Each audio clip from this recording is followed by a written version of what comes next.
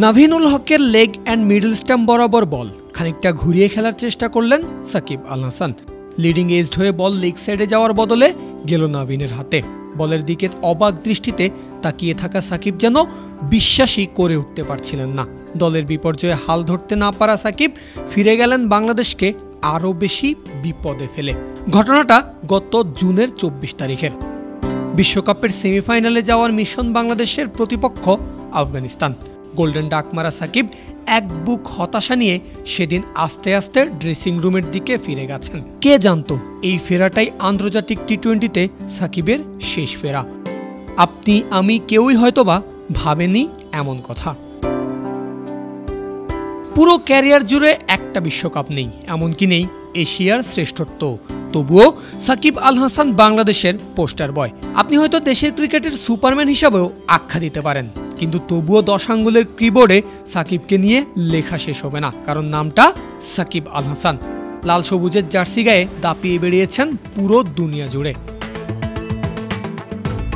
28 November 2006 খুলনায় বাংলাদেশের প্রতিপক্ষ জিম্বাবুয়ে। বাংলাদেশের ইতিহাসের প্রথম টি-20 আন্তর্জাতিক। 20 ওভারের ক্রিকেটের ম্যাচটা সাকিবের জন্য প্রথম। সেই থেকে শুরু পরের 18 বছরে আল হাসান একটু একটু করে ডালপালা মেলে পরিণত হয়েছেন আস্ত একটা বটবৃক্ষে। অলরাউন্ডারদের বিমানের ককপিটে বসে উড়ে বেরিয়েছেন বিশ্ব ক্রিকেটের মহাকাশে। কবি জীবনানন্দ দাশ বলে গেছেন, প্রেম ধীরে মুছে যায়, নক্ষত্রেরও একদিন মরে যেতে হয়। বাংলাদেশের পোস্টার বয় যেন এই লাইনগুলোর জলজ্যান্ত উদাহরণ। দেশকে বিশ্বমঞ্চে সম্মানিত করা সাকিব কখন যে দেশের হয়ে তার ক্যারিয়ারের শেষ টি-20 ম্যাচটি খেলে ফেলেছেন তা তিনি নিজেই জানেন না তার ভক্তরাও। অথচ গেল বিশ্বকাপেও দেশের হয়ে সবচেয়ে বেশি বিশ্বকাপ ম্যাচ খেলার রেকর্ড করেছেন সাবেক বিশ্বসেরা এই অলরাউন্ডার। বিশ্বকাপের মঞ্চে কোনো খেলোয়াড় হিসাবে সবচেয়ে বেশি উইকেটও তার, রেকর্ড 50টি। বিশ্বকাপে বাংলাদেশের হয়ে সবচেয়ে বেশি 43টি ম্যাচ খেলেছেন সাকিব আল হাসান। দুনিয়ার সব ক্রিকেটারদের হিসাব করলে যা কিনা দ্বিতীয় সর্বোচ্চ। এখানেই শেষ হয়ে যায়নি সাকিবের কীর্তি। আন্তর্জাতিক টি-20তে উইকেট শিকারীর তালিকা করলে সারা দুনিয়ার সেরা 3 জনের একজন সাকিব। ব্যাটার হিসাবেও সাকিব দেশ সেরা। 129 ম্যাচে তার রান 2551। সবচেয়ে বেশি রান তোলার বিচারে সারা দুনিয়াতে আছেন 13 নম্বরে। তবে সাকিব নামের নক্ষত্র যখন বিদায় বললেন তখন কেউই টের পেল না। লক্ষ কোটি ভক্ত, তবুও নেই কোনো গার্ড অব অনার। গ্যালারি থেকে কেউ তুলে ধরেনি ফেয়ারওয়েল স্পেশাল কোনো কার্ড। সাকিবের এমন বিদায় গত 1 বছর আগেও কি কেউ কল্পনা করেছিল? হয়তো না। তবে এমন বিদায়ের দায় টাকার। 250-টিরও বেশি ডিজাইন অপশন নিয়ে ওয়ালটন স্মার্ট ফ্রিজ, বোঝে আপনার প্রয়োজন।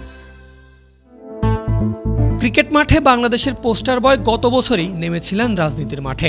ক্যারিয়ার জুড়েই নানা বিতর্কে জড়ানো আল হাসানের সবচেয়ে বড় ভুল হয়তো এটাই ছিল। পলিটিশিয়ান হয়ে সংসদ সদস্য পদ তো পেয়েছেন, তবে 6 মাস না যেতেই ছাড়তে হয়েছে ক্ষমতা। নিজের রাজনৈতিক দলের অপকর্মের দায় বেড়াতে হচ্ছে নিজের কাঁধেও। সাকিব নিজেও দলের বিরুদ্ধে না গিয়ে সায় দিয়েছেন, ফলে দায় এড়ানোর সুযোগ নেই তারও। একসময় যে ভক্তরা সাকিবকে ভালোবাসত, তাকে নিয়ে ঘন্টার পর ঘন্টা তর্ক করত, সেই ভক্তরাই আজ মুখ ফিরিয়ে নিয়েছেন সাকিবের ওপর থেকে। ক্রিকেট থেকে পাওয়া খ্যাতি কাজে লাগিয়ে মাঠের বাইরে বড় একটা জগৎ গড়েছেন আল হাসান। রেস্টুরেন্ট, শেয়ার বাজার, কাঁকড়া, চিংড়ির ব্যবসা থেকে শুরু করে বিভিন্ন প্রতিষ্ঠানের ব্র্যান্ড অ্যাম্বাসেডর, শোরুম উদ্বোধন, বিজ্ঞাপনে অভিনয় সবই চালিয়ে গেছেন পাল্লা দিয়ে। সবকিছু মিলিয়ে ক্যারিয়ারের শেষ বেলা সাকিবের দায়িত্ববোধ ও পেশাদারিত্ব নিয়েও প্রশ্ন তোলার যথেষ্ট সুযোগ তৈরি করে দিয়েছিলেন তিনি নিজেই। নিজের মন মর্জি মতো সিরিজ খেলার সিদ্ধান্ত নিতেন, আবার বিদেশি লিগে খেলার জন্য দেশের জার্সি খুলেও রাখতেন। এমন অভিযোগও তো কম ছিল না সাকিবের বিরুদ্ধে। তবে সবকিছুকেই ছাড়িয়ে গেছে আল হাসানের রাজনৈতিক অবস্থান। সাকিবের রাজনৈতিক অফিস পুড়িয়ে দিয়েছে তারই অঞ্চলের মানুষ। আসামি হয়েছেন হত্যা মামলার। এরপর শেয়ার বাজারে কারসাজির অভিযোগে 50 লক্ষ টাকা জরিমানার ঘোষণাও শুনতে হয়েছে সাকিবকে। হলিউডের জনপ্রিয় সিনেমার দ্য ডার্ক নাইটের একটা বিখ্যাত সংলাপ আছে, you either die a hero or you live long enough to see yourself become the villain. বাংলাদেশের ইতিহাসে সেরা ক্রিকেটার সাকিবের জন্যই যেন লেখা হয়েছে এই সংলাপ। কারণ বর্তমানে পরিস্থিতি এমন যে দেশে ফিরে ফুলেল সংবর্ধনা পাওয়া সাকিব এখন ভাবছেন দেশে ফিরলে নিরাপত্তা পাবেন তো। এমন সবকিছুর বিবেচনা করেই হয়তো ক্যারিয়ারটাকে আর বাড়াতে চাইলেন না সাকিব আল হাসান।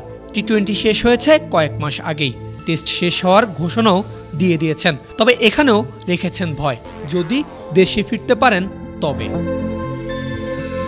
অর্থাৎ দেশে আসতে না পারলে কানপুর টেস্টই হবে সাদা জার্সিতে বাংলাদেশের পোস্টার বয়ের শেষ টেস্ট।